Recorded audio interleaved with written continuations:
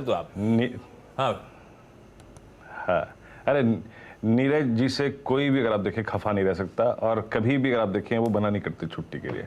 ये धीरे से पहले पटाया, अपनी एक महीने की हमारे 15-15 में बांट कभी मना नहीं करते। अभी हंसना भी आएंगे, चिंता मत कीजिए थोड़ी देर में।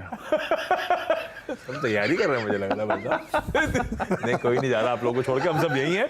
अच्छा अब जरा क्यूज बढ़िया एसेक्स निफ्टी की चाल बार बार दिखाई जा रही है, क्योंकि अच्छा दिन मंगलवार का 150 पॉइंट ऊपर खुलने के इंडिकेशंस आते हुए, क्यों उसको समझ लीजिए। यूएस के मार्केट्स पहले तो क्विकली अपफ्रंट दिखाइए कल का ट्रेडिंग सेशन। यूएस में कल 2/3 से 3/4% का उछाल, और वीरू हर्षदा जब कल का शो एंड कर रहे थे, मार्केट्स बंद करा रहे थे, तब उस समय यूएस के फ्यूचर्स जो थे 1% का दबाव दिखा रहे थे। इसलिए अपफ्रंट कमेंट्री में मैंने कहा था कि खराब ग्लोबल संकेतों के बीच में हमारा परफॉर्मेंस बुरा नहीं था, कल का आउट परफॉर्मेंस था बढ़िया भारतीय बाजारों में, डीकपल्ड फीलिंग आ रही थी फिर से। तो हमने 1% का दबाव डाइजेस्ट किया, उसके सामने उछाल में कल एक्चुअल सेशन में कामकाज हुआ, प्लस आज सुबह के फ्यूचर्स फिर 1/4% का उछाल दिखा रहे हैं। तो तब और अब में डिफरेंशियल नजर आएगा आपको वो बड़ा डिफरेंशियल अच्छा खासा है। 30,600 30,700 पे छोड़ा हुआ डाउ फ्यूचर इस समय आपकी स्क्रीन पे 31,100 200 के जोन्स पर है। तो ये लाइकवाइज तीनों बेंचमार्क्स ऐसे ही नजर आएंगे आपको। डिफरेंशियल तगड़ा है, पर कुछ हद तक आउट परफॉर्मेंस कल ऑलरेडी हो चुका है, इसलिए सिर्फ 150 पॉइंट है, लेकिन 150 पॉइंट भी अच्छा खासा मीनिंगफुल है, क्योंकि यूएस के फ्यूचर्स एंड में आखिरी 1.5 घंटे में करेक्ट हो रहे थे जब एशिया बंद हो गया था। तो हमने तो काफी वीकनेस डाइजेस्ट कर रखी है जो एशिया ने नहीं कर रखी है। ये कहानी है भाई, ये डिफरेंशियल जो आ गया ना, ये डाइजेस्ट हो रहा है, बढ़िया मूव। और यूएस खुद नहीं डर रहा उस इवेंट से पहले, तो हमें क्यों डरना। तो थोड़ा सा और स्ट्रेंथ, आउट परफॉर्मेंस और भारतीय बाजार में नजर आएगी। और कल का ट्रेडिंग सेशन इंटरेस्टिंग था, लड़खड़ाती शुरुआत हुई, एंड में जाते थे इंट्राडे चार्ट स्क्रीन पर आएंगे, दिन के हाईस पे जाके यूएस मार्केट फाइनली बंद होता हुआ नजर आया। तो क्या चल रहा है ये देखिए, आखिरी का आधा घंटा था मेरे ख्याल से, वो आधा पौन घंटा, जब गजब का मूव आया यूएस के बाजारों में। नीरज जी क्या हो रहा है ये, क्या हम 75 के 50 डिस्काउंट करना शुरू कर दिए क्या? हम तो अभी कंफ्यूजन में थे कि 75 डिस्काउंटेड है, शायद 100 की तैयारी हो रही है, पर ये इवेंट से पहले की वीकनेस है जो अब थोड़ी सी रिकवर हो रहा है बाजार। बस ये मानो कि कुछ है, कुछ चल रहा है। इवेंट से पहले की वीकनेस है 4-5 हफ्तों की, वो है, प्लस डर खत्म हो रहा है लोगों का।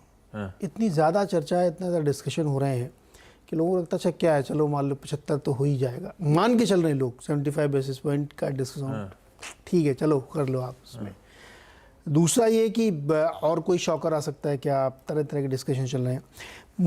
मूल सवाल वहाँ पे आशीष ये है कि इसके जो इम्पैक्ट्स हैं ना, लैग से आते हैं, 5-6 महीने बाद आपको दिखेंगे, जब इकॉनमी पे बढ़ी हुई ब्याज दरों का असर आएगा।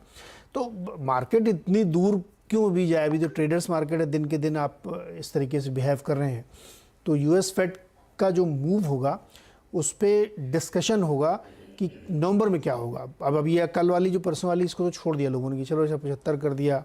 कुछ लोग कह रहे हैं 18% लोग कह रहे हैं कि 1% भी कर सकते हैं, फ्रंट लोडिंग करेंगे। दरअसल चैलेंज आशीष इनके सामने ये है कि अगर ये नहीं करते हैं, मान लीजिए इन्होंने मान लो सपोज 75 बेसिस पॉइंट किया, तो आप ये मान के चलिए इन्फ्लेशन में कुछ फ़र्क नहीं पड़ेगा, वो ऐसे ही बना रहेगा, 0.1-0.2% की रेंज में वो आपको झुला देगा।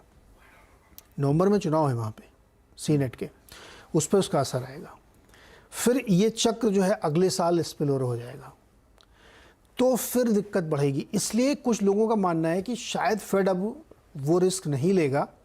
भले ही बाइडेन साहब, दुनिया में एक ही व्यक्ति सबसे ज़्यादा कॉन्फिडेंट है इन्फ्लेशन घटने को लेकर के, वो बाइडेन जी हैं। उनको लगता है सब ठीक है, चल जाएगा, काम चल जाएगा, लेकिन बाकी इकोनॉमिस्ट नहीं मानते ऐसा।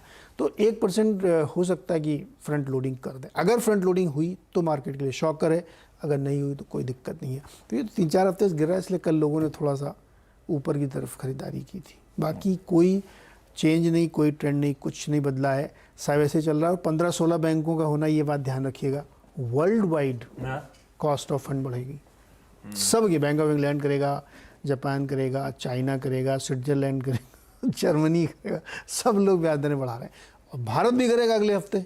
वे सब नहीं बढ़ा रहे, रशिया काट रहा है